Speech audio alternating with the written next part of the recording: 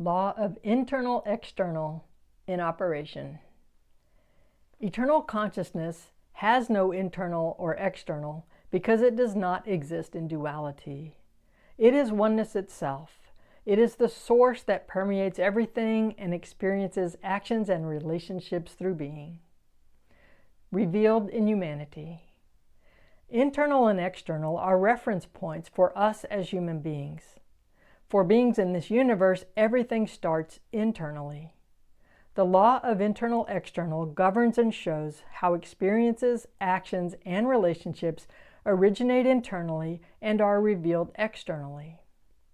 Inward operations produce outward results. The outward is the result of the inward.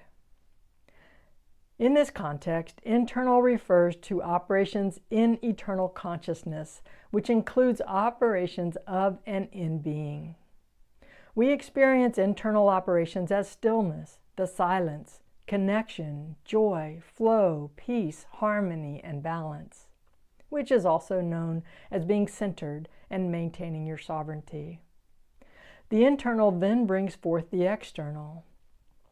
The external refers to our operations in nature, in other words, what we experience with our physical human senses out in the world.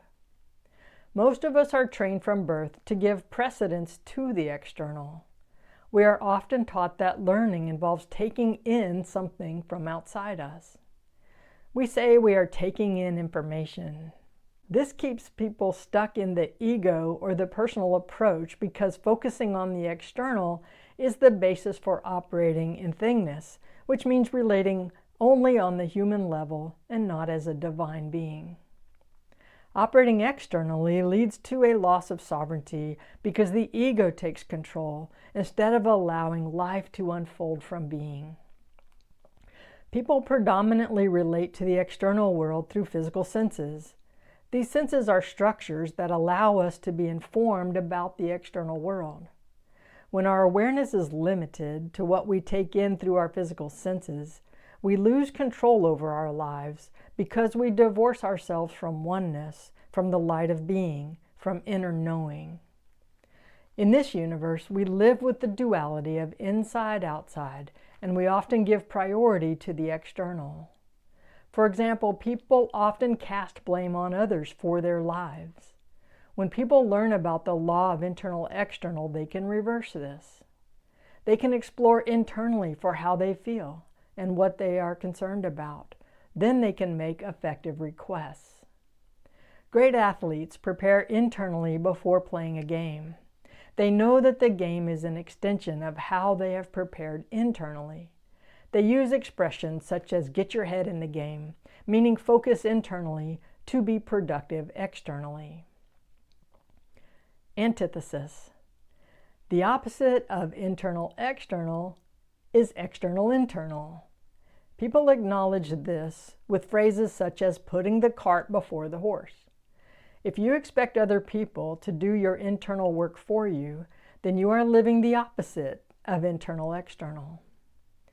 Internal work involves releasing burdens, forgiving, being honest, and gaining self-awareness and clarity. This process assists you with living in alignment with laws of being. Only you can do your internal work. When people blame others for the conditions in their lives, they are operating externally. This results in giving away sovereignty and gives rise to feeling like a victim. Blindly following external rules without validating whether or not they support well-being can be an indirect route to progression. In other words, every action and experience can lead to progression. The most direct route involves honing conscience and living virtuously with honesty and integrity. Routes that involve attachment, confusion, friction, and tension will still lead to discovery of the internal, even if they feel like dead ends and detours. The circuitous approach is the high-cost route in terms of time, energy, and resources. Application: how to embody the synthesis of internal and external operations. Laws of being provide guidelines for all the different situations you may face. To live effectively, bring your awareness from internal to external, then focus on effective action in the field. You do this naturally when you notice that you are thirsty and then focus attention on actions that will lead to quenching your thirst. We learn based on where we focus attention. People are predominantly trained to focus on the external, and so they have little understanding of how to operate internally. An example of improving your connection with the internal involves learning to listen to intuition, which is a function of conscience. Intuition involves several different structures of consciousness. Intuition may start as a feeling, as a thought, or as a tap on the shoulder by conscience. For example, you may experience a gut feeling, or you may have a rational thought.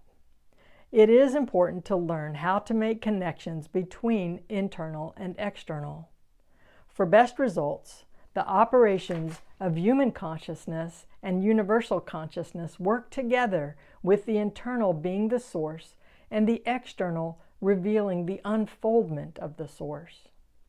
For example, if you are getting angry, notice that it is your internal conversations that are giving rise to the anger, and become aware of how you can dissolve that emotion. The field of eternal consciousness and the field of beingness are always present. Activate these fields by focusing on language that brings forth manifestation. This means language that is congruent with the operations of consciousness by being honest and based in facticity. Such conversations allow you to traverse the space of beingness because you are aware of actions and relationships. Effectively operating from being involves beginning with the internal, which is 180 degrees opposite of limiting approaches. To operate internally, pause and expand your awareness so you can listen to conscience, which is your major access point and pathway to universal wisdom. Let your conscience be your guide is a common saying, because conscience is the connection to the summation of your individual progress and humanity's progress. Feeling centered is an internal operation of being, and through practice, we can live in being more and more often.